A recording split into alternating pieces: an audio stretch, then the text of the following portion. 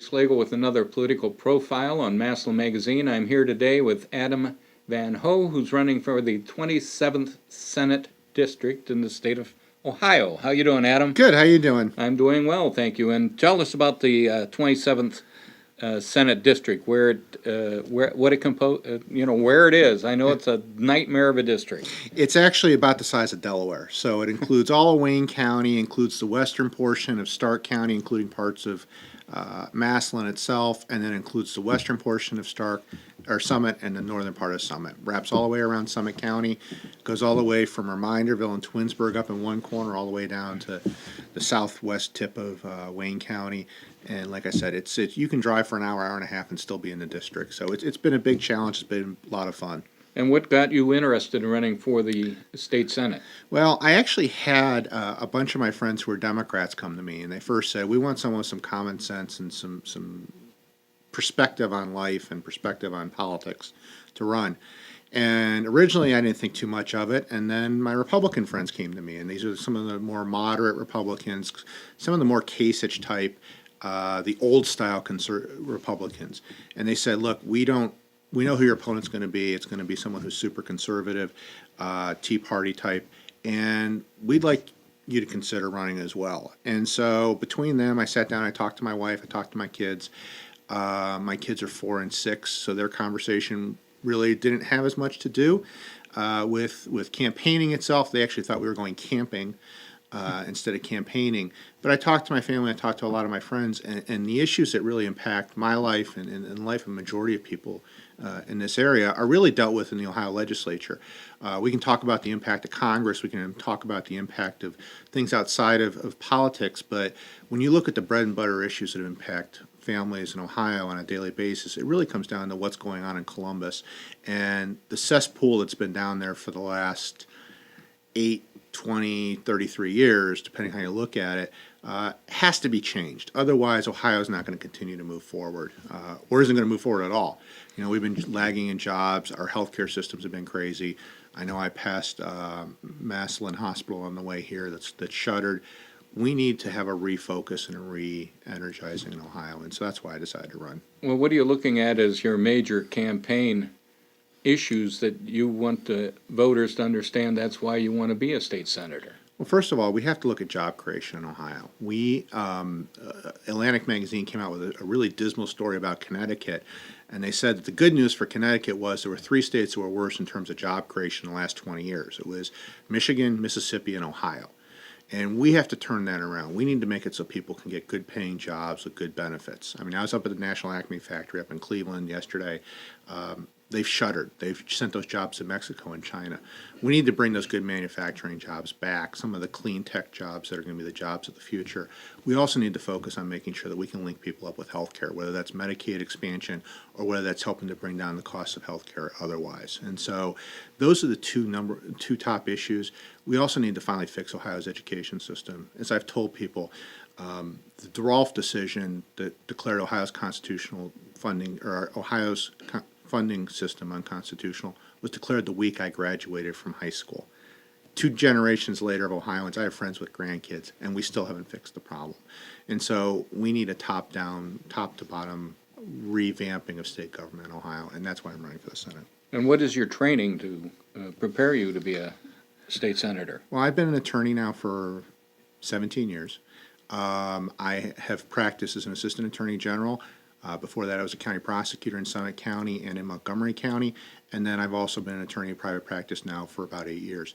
I've worked with small businesses, I've worked with people fighting opiate addictions, I worked with families in crisis, and so it's kind of a combination of those kind of experiences that makes me qualified to be the state senator. And you say you're married. Where do you live with your wife and your children? I'm married. I live in Monroe Falls with my wife, Tina, who's actually a former Akron City Councilwoman, and my 2 kids, Mikey and Lizzie, who will be 5 and 7 next month. And what about your educational background? Went to Cleveland State for law school. I actually worked 2 and 3 jobs my whole way through. And then I went to undergraduate at Allegheny College. One of our other famous alumni is someone who's near and dear to Canton, and that is William McKinley. And also the Massillon City Treasurer is an alum. I did not realize that. Allegheny College. I did not realize that. Oh, yeah, class of 1971, I think. A couple years before I got there. Yes. Yeah.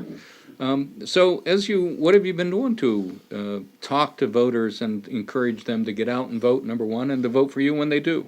Well, this is obviously a big district, and so I've been traveling all around the district. I've spent a lot of time in Wayne County. I've spent a lot of time in Stark County. I've been all the way down to Beach City and Brewster.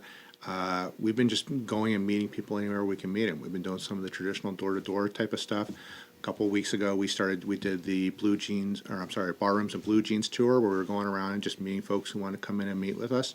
We even went and met with people who didn't want to meet with us, who were sitting at the bar anyway, and talked to them. So we've been kind of going all around the place, talking to folks, and it's been really positive. I think people in Ohio are really expecting and needing a change. And you'd be surprised the number of people who grab me in some of those small towns and pull me aside and say, I can't tell you this, but I'm a Democrat and I'm voting for you.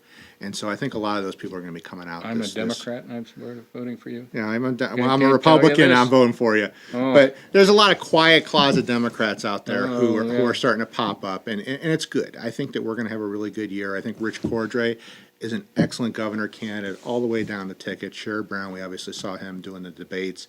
We've got a really good positive message. We're not focusing on the negative like the Republicans are this year. I've often told people the definition of insanity is doing the same thing over and over and over again, expecting a change. That's what the Republican Party's been asking people to do, and Democrats have been focusing on the issues. And how long a term is the state senate? It's going to be a 4-year term. It would start this January 1 and then go through January 1, 2023. And you said earlier that there's been a cesspool, I think you had in the state. Maybe you should explain what you're talking about. Well, the FBI has been investigating the former Speaker of the House, Cliff Rosenberger, for his main issue was with regards to the payday lending issues. We obviously know about the ECOT scandals, where hundreds of millions of dollars were siphoned off, where students were getting credited to ECOT for not attending. There's also several other electronic type charter schools who are currently under investigation. And I think that as we continue to dig up the dirt and brush off the stones off the charter school issue, I think we're going to continue to find more and more and more issues. And the Democrats have only held for a short period of time with Governor Strickland, the governor's office. Correct. And many of the other state offices have been held by Republicans for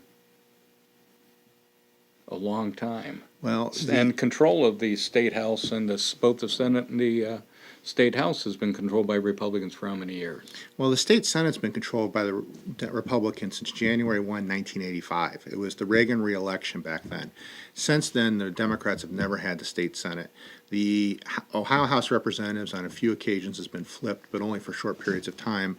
Obviously, we've had Democratic governors, we've had Democratic presidents, but since January 1, 1985, it has been a GOP-controlled Senate, and that's been one of the major problems in Ohio. We need to re-gear the Senate and make it start to work forward for Ohio's families. And what was their involvement in the Epcot?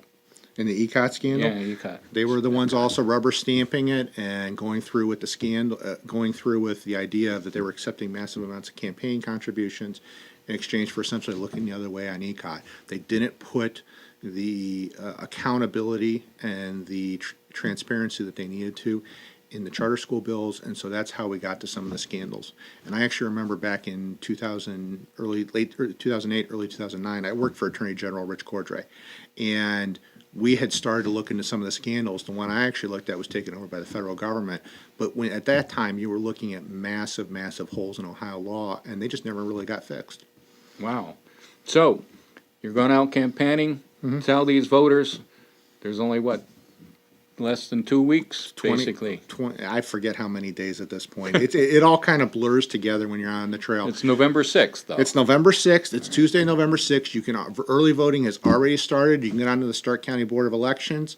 If you're in Wayne County or Summit County, you go to those Board of Elections. You can request your ballot right away. You can go ahead and mail in for them, and November 6th is the drop-dead deadline. And if we don't turn Ohio around starting November 6th, we're not going to turn the state around in the future. Anything else you want to say to the voters? Just please remember to vote Van Howe. Please remember to research the candidates. I hate to tell people to just vote straight D or vote straight R or vote for this or this.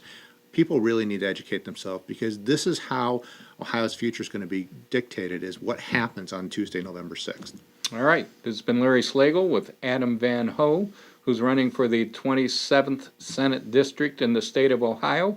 The election will be November the 6th, so get out and vote. And this has been another political profile on Massillon Live. I'll see